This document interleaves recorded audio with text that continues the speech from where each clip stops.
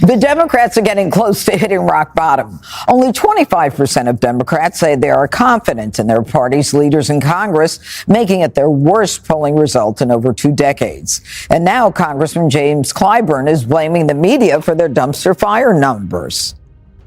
I think the message that comes from the Democratic Party is a good message. The problem we've got, Alice, is that we have to depend upon the media to deliver it. Democratic trust is in ruins. For the first time in 20 years, only 25% of Democrats say they have faith in the party's leadership. Representative James Clyburn faults the media for not delivering their message as discontent mounts. A public altercation between DNC Vice Chair David Hogg and James Carville, meantime, reveals a deeper rift and raises concerns about whether Democratic donor funds are being used to support fellow Democrats or to battle Republicans. For a party that is having trouble getting traction, this internal turmoil combined with the media's waning power creates a bleak picture. James Carville clashes with DNC Vice Chair David Hogg over Hogg's $20 million campaign to boot ineffective incumbents. He's a contemptible little twerp. Carville believes in a politics of being timid, of hiding. I believe in fighting. It's the most insane thing. Maybe I'm old-fashioned, antiquated. I'm not part of the hip generation. I'm not very au courant. But I actually thought our job was to beat Republicans. The Democratic Party is experiencing a serious crisis of identity. Clyburn believes the media, not the message, is to blame for the 2-decade decline in trust in party leadership. Enter David Hogg and James Carville, who are arguing over whether $20 million should go toward real campaigns against Republicans or leftist purity tests. Analysts aren't holding back either, likening Dems' approach to food critics who exalt repulsive meals. And the conflict between generations? Oh, it's only the beginning. Then I'll start with that. Okay, so Carville and Hogg, I love this disagreement.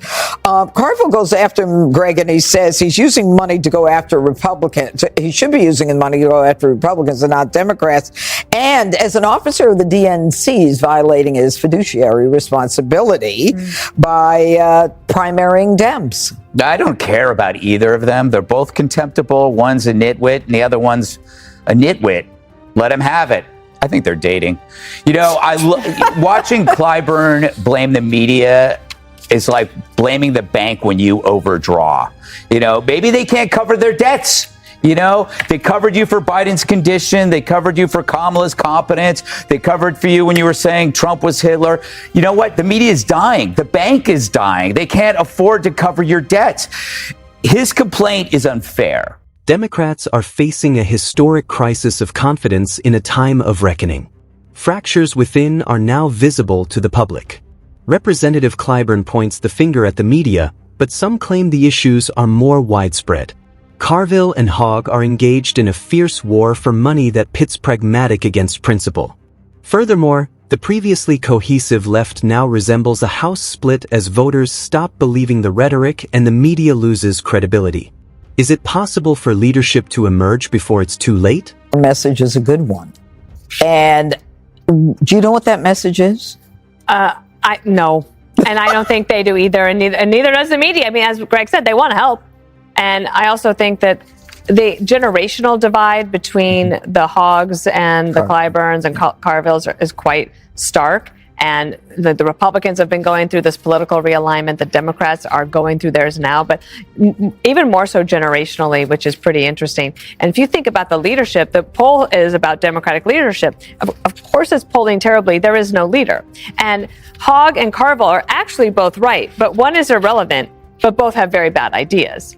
And if I can understand why the Democrats would be mad. Like, imagine asking a Democratic donor who's worked hard all week, is not a big mega donor, okay? And you say, can we get $250 from you this month because we really want to, we got to do a lot of things for the Democrats. We got to do a lot of things for Democrats so we can fight the Republicans. And you find out that it's actually going to a primary situation that is going to make it harder for the Democrats to beat the Republicans in the general. How dare you take their money? I think that's despicable. You know, the fact that the Democrats, Jessica, are not able to accept responsibility and basically say, we don't have a message, we don't have a leader. I mean, doesn't it mean that they're going to stay in the tank until they kind of address the elephant in the room?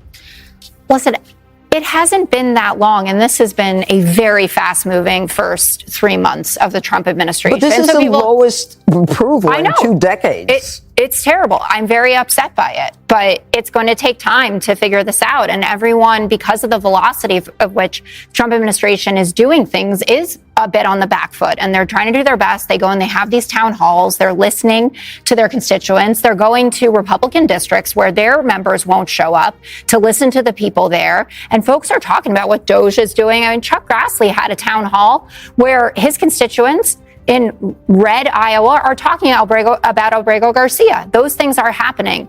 To Dana's point about the David Hogg versus older generation, I completely agree.